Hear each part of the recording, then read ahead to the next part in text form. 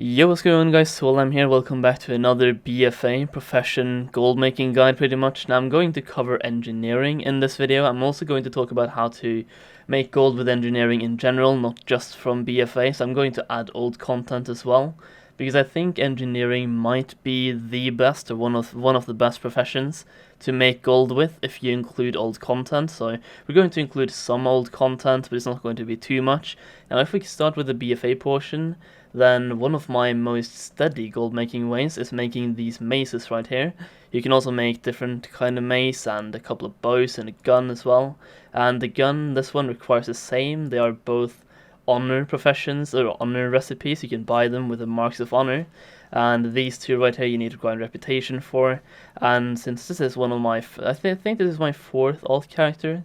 I have 4 max levels, I just don't know what to classify this one as, but I only use it for engineering, so you know, I don't really grind that much reputation on this one, so doing these two just for the rep isn't really worth it for me, so I just make the ones that I could buy with the honor, the marks of honor, and by buying the materials for these and by getting the expulsum myself, I make roughly 500 gold per expulsum, so 2.5k profit from each mace or gun that I make.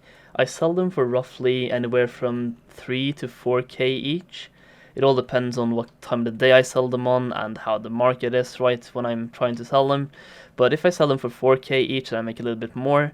But if I sell them for 3k each, then you have to put in the cost for the materials as well. So it's going to be a little bit less if you post them for 3k. But it's still going to be roughly 500 gold per expulsum, because buying these on my server, these items right here, costs me roughly 500 gold, so anything you make more than that is pure profit from the expulsum. And what I like doing is that I have multiple professions, right? So I use leatherworking, I also use blacksmithing, tailoring, and engineering for expulsum, and I like making different items to put on the auction house, because I could throw all the expulsum that I have, like send all my BOEs to my leatherworker and then make only leatherworking gear, because that's very cheap to make, and you make a ton of profit, roughly 1000 gold per expulsum, maybe even more if you count in the proc rates as well, so 1.2, 1.3k per expulsum. But the thing is, if you're like me and you farm a ton, you're gonna have like 500 plus expulsum, maybe closer to 1000 expulsum, and if you turn all of those expulsums into one sort of gear, it's gonna take so long to sell that the price is going to dip, it's going to crash and fall. So you want to make different kinds of gear. You want to have cloth gear, leather gear, plate gear. You also want to have weapons. Weapons are the most desirable, even though you make the least per expulsum. They still sell pretty well, have a good sell rate, and if they proc, if this one procs epic, it becomes 310, and the 310 ones on my server sells for 15k. So it's still pretty good expulsum wise. It's like 500 to 750 gold per expulsum depending on your proc rates. But it's all RNG based, but it's still good gold per expulsum. Now this pretty much covers the expulsum part of BFA and how to make gold with engineering in BFA with expulsum. Now there's 2 more ways. One of them is pretty obvious. You make the scopes and the ammunition and you sell them on the auction house or to hunters, whatever. You sell them to anyone who uses bows or guns, and well, that's it. It's pretty much an enchant. You sell it, you make it. You make it, you sell it, it's pretty easy, it's pretty straightforward. It's not going to net you too much gold though, because pretty much every engineer does this, but not that many engineers actually take time out of their day to farm 5 expulsums for 1 item.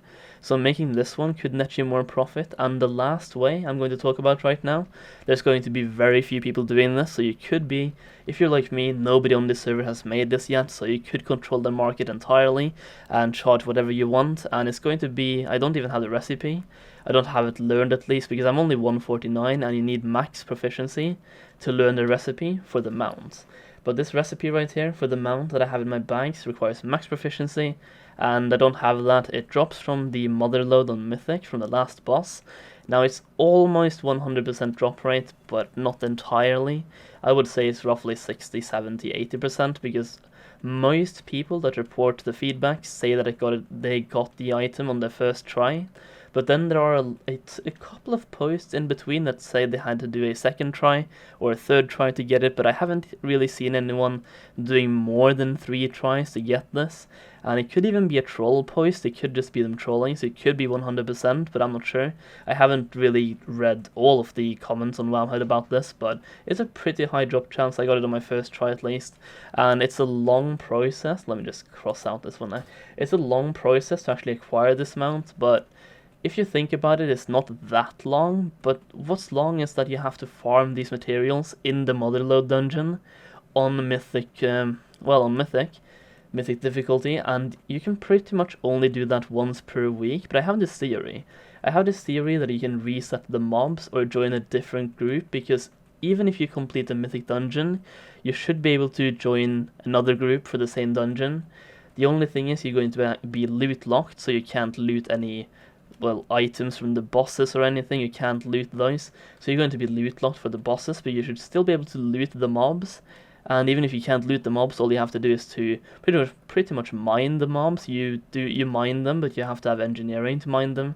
So you just scrap them for materials, pretty much. You scrap the mobs to pick up a couple of materials. You need 20 of each, I think. And there's 3 sorts of material. They don't even have 100% drop chance. And the more proficiency or the higher engineering you have, the more you get. So you want to have as much as possible.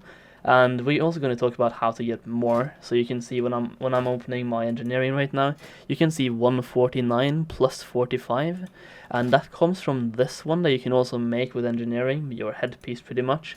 Your crafted gear, you can see where you can get the recipes, and these are the cloth ones. Well, actually these are the male ones.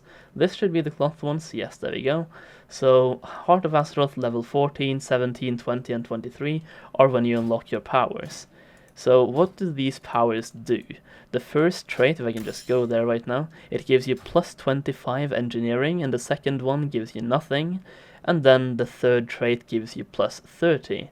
And just equipping them also gives you 25, so I have plus 50 right there because plus 25 there, and from equipping also plus 25, actually plus 20, so plus 45, yeah, makes sense. So you can get plus 20, plus 25, and another plus 30. And the thing is, to get the mount or to loot the final item, you need a ridiculously high amount of engineering. But the thing is, once you have unlocked the third Heart of Azeroth, like this one right here, once you unlock this, you can loot that item from the mobs inside the Motherlode on Mythic difficulty. You can loot an item, a potion pretty much, that increases your engineering by a shit ton, and you will be able to loot, or I think it will be a 100% drop chance, of the last boss to get the last item you need. There's a guide for this on Wowhead, I believe. You can just read the comments on the mount to understand even further. But what you do is you farm roughly, I think it's 20 of each material from the mobs inside a dungeon, and then you loot 1 extra item from the Mind Masters, or those goblins. I think they're called Mind Masters, right? Those goblins inside Motherlode, you kill those, and they should have a drop chance for a potion that only lasts for, I think it's 2 minutes. So you want to apply that potion to yourself right as you pull or as you kill the boss, the final boss. I'm not sure how long it lasts, but it's not that long. So you want to pop it right before the pull or during the pull, and then kill it with that potion active to loot the final item you need. And that should be everything you need to do. You also need to have 20 expulsums to make the mount, and you can just check the recipe. You need to have 50 platinum and 100 storm silver, 20 expulsum, and then 20 of each material, yes, and you need 2 extra items. Now, one of them I'm not sure how to get, but the last one you get from having a potion. I think the last one, the one I don't know how to get, is the one you have to buy, I think it is. I'm not entirely sure though, but I think there's one item you have to buy as well for pure gold. So that should be how to get that mount, and on most servers there's not that many that has this mount, because mostly the people with level 20 Heart of Azeroth right now, which you need to get this mount, are raiders, and not that many raiders have engineering, basically because it's not really a good gold making profession if you only focus on BFA, and because they need herbalism and alchemy. They need, there's a lot of better professions. Like, you also want to have tailoring if you're a cloth wearer, or leatherworking for a leather wearer and so on, to make your own crafted gear that is soulbound. that you can use for raiding, which is really good, really. You can get like a free mythic quality piece, really, by doing that. So not that many people will be doing this, and people are really gearing their alts to do this, I think, and trying to get the Heart of Azeroth level on their alts. And on my server, I haven't seen a single one of these mounts on the auction house, and I haven't seen a single one like using the mount either, so I don't think anyone on my server has this mount, and that means that I can have complete monopoly of this mount whenever I make it. So that's going to be really, really sick, I believe. And I actually heard about a friend of mine who's on a server of the same population as mine, and there was one of these mounts on the auction house, and that was for 3 million. Now, I think you can be able to farm all these materials in 1 week of the Motherlode Mythic, but then you need really high engineering, and you need to be lucky, and so on. You also want to be the only engineer in your group if possible, so you can get more scraps, because I do believe once you scrap a mob, it disappears, so no one else can scrap the same mob. So you want to make sure you are the only engineer, but then again, you don't really want to ask people, like, are you an engineer? And then if they are, you kick them. That's really rude, so I would just take the gamble, dude. Just gamble that you are the only engineer and just hope. But we're going to go into the old world content of engineering now and how to make gold with that, so I hope all is clear with BFA. It's only really those 3 methods that I know about, at least, that really works for making gold in BFA. Like, you can make more gold in BFA, but these are the only items connected to BFA that you make that were new in BFA. So yeah, let's go over to old world content now and see how we go there. Alright, so we have now covered the BFA portion of this video. Now we're going to go into a couple of old school items that you can make that still can reward you some very easy and very fast, and a good amount as well, of gold. So this is going to cover some daily crafts that you need to do. So for example, you have Warlords of Draenor where you can craft these gear spring parts, and this is a daily craft, but you can also make more of them. If you have Primal Spirits, you can make more, but it's not really the same. It doesn't give you the same amount of profit because you have to make more for less. You have to have more materials for less of these, and this one is just better because even though it says it gives you 4, if you have max skill, it gives you, I think it's 20 it gives you, if you have max skill, so 20 there for 15, and then you have to spend 5 of each plus 1 of these to get 2, and this one doesn't scale with your engineering skill, so this one, doing the daily one is just way better. And obviously when you have a daily craft like this one, the more engineers you have, the better, because then you can make more of these per day by having several engineers and just logging in, doing 1 daily craft and logging back out, and then every couple of days you can make an item. So for example, you have a toy right here. This one requires engineering, so it might not be the best one, but you also have personal hologram. This is also a toy that binds when used, and it requires 50 gear spring parts, and you get 20 per day.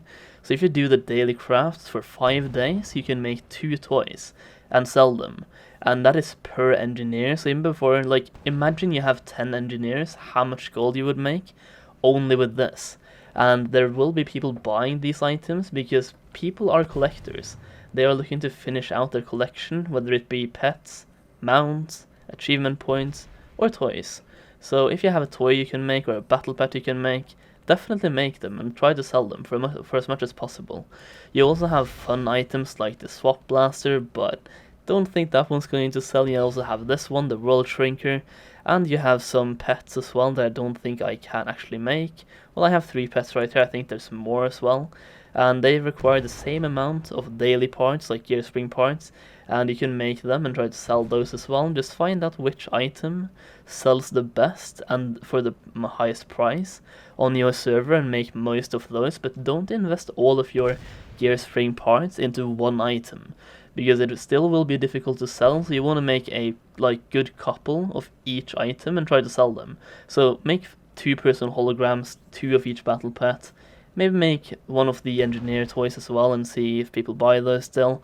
And you can also make this one to resurrect people, I believe, but it's not really the same, it's not really good, and only you can use it because it's bind on picked up. So not really that good for gold making, but this is one of the ways you can make gold. It's Warlords of Draenor connected, so you just have to log in to a daily craft, and that is it. That is all you have to do. all you need to do to make this one is to have this item, which you do from the daily craft. And if you don't want to farm these materials, you can either buy them with the Warlords of Draenor resources you get from missions, and you can buy them at the trading hall or the trading outpost in your garrison, or you can farm them in your garrison mine, which you can also get for free. So everything you need to do to get these daily crafts, you can get for free. So everything you get of profit from these toys and battle pets is pure profit, it's free gold. And here's the thing.